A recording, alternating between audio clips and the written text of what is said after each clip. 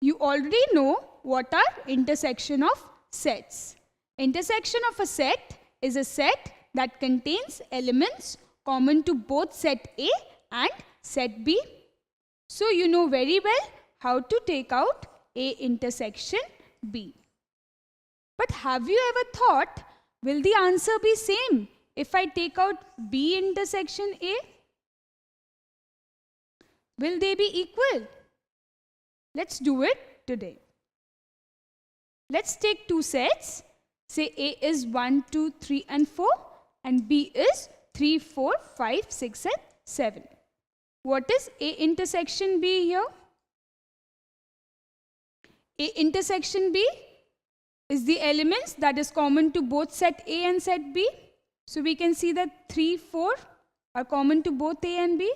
They belong to the set A as well as set B. So we write 3 and 4. Now let's take out B intersection A. That means elements which are common to both B and A. So we can see that 3 and 4 are common to both B and A. Well, the numbers or the elements of A and B did not change. So the common elements will always be the same. So we get the answer as 3 and 4. So you can see that A intersection B and B intersection A is same. Well, now we'll consider this as a property of intersection of sets. Take these two sets. You can very well see that A and B are disjoint sets. What are disjoint sets? They do not have any element in common. So what will be A intersection B here?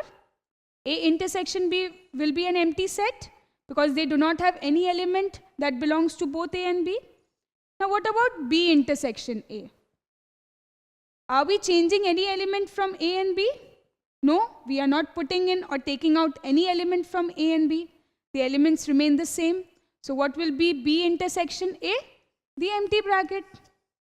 So A intersection B and B intersection A are equal here. So in case of disjoint sets, A intersection B and B intersection A is equal. Now let's check whether it remains same in overlapping sets. See, here we have two overlapping sets. What about A intersection B here? This part shows us A intersection B. We can see that this contains an element too.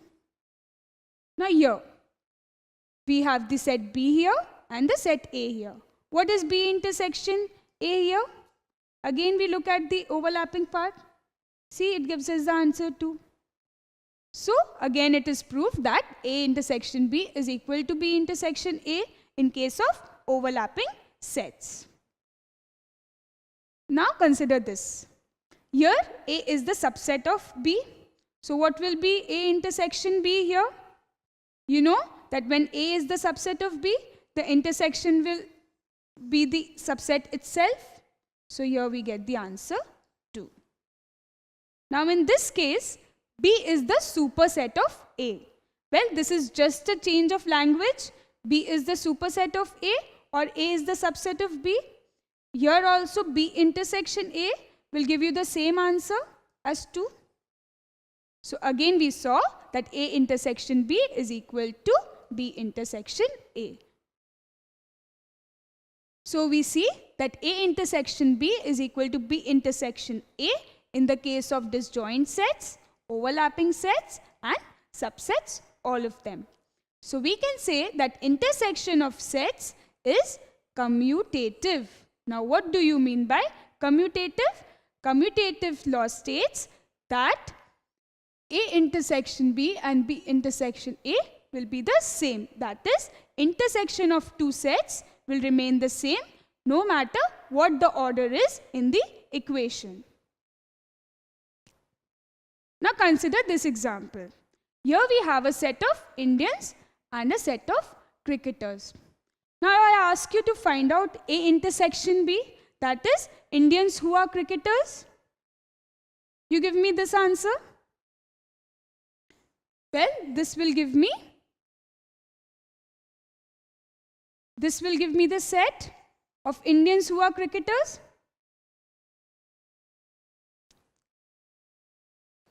So this is the place which tells you about Indians who are cricketers. Now if I ask you to tell me about cricketers who are Indians, you will bring these two circles together and find the overlapping. So you get cricketers who are Indians here. Again, this part gives you cricketers who are Indians. So you get B intersection A.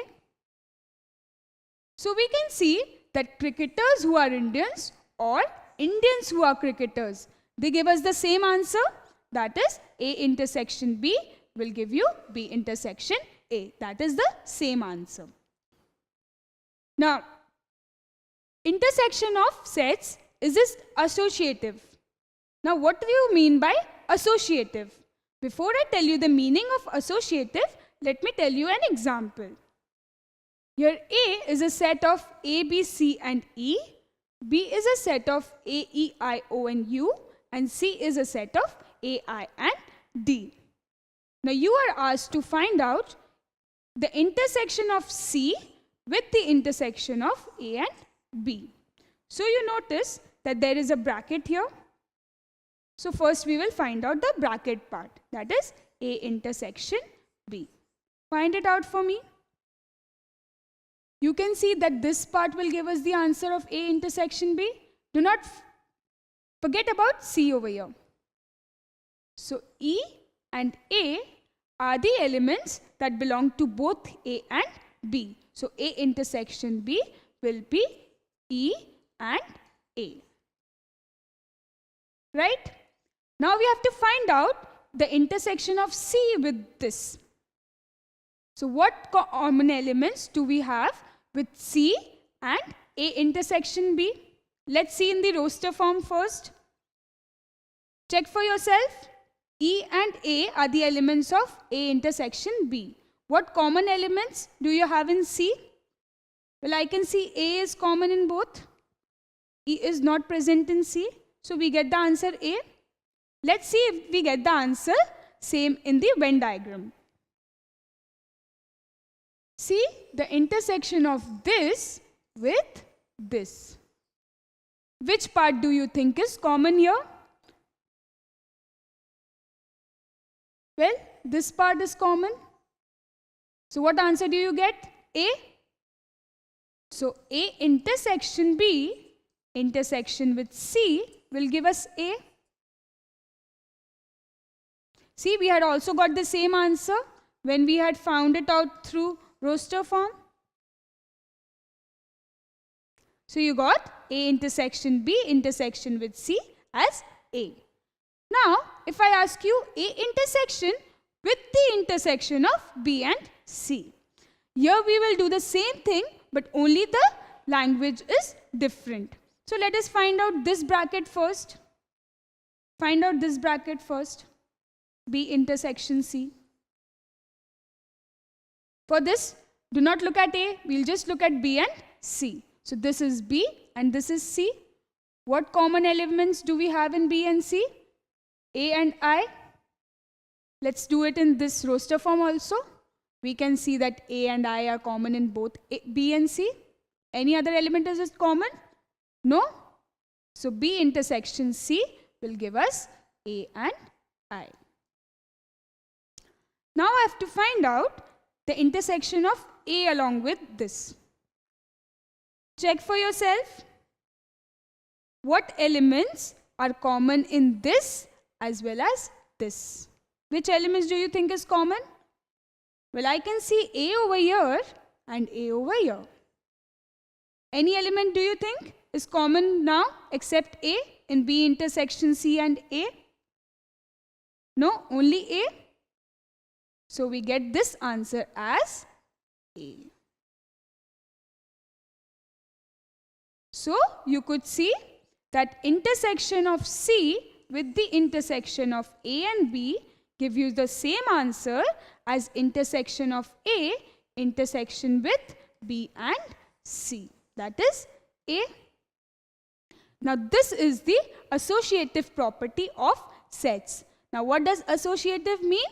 That intersection of a set with the intersection of two other sets will give you the same answer no matter what the order is over here. We will understand this better with this example. Now, we have a set here, Indians, a set of cricketers, and a set of married people. So, I ask you to find out Indians who are cricketers. What will you do? You will take out A intersection B to find out Indians who are cricketers. So, you do this first. Now, I ask you to find out Indian cricketers who are married. So you need to find out the intersection of all the three sets. You have already found out the intersection of A and B.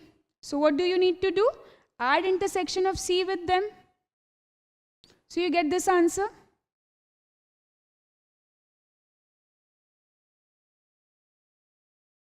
You had first found out A intersection B and then you found out its intersection with C. How?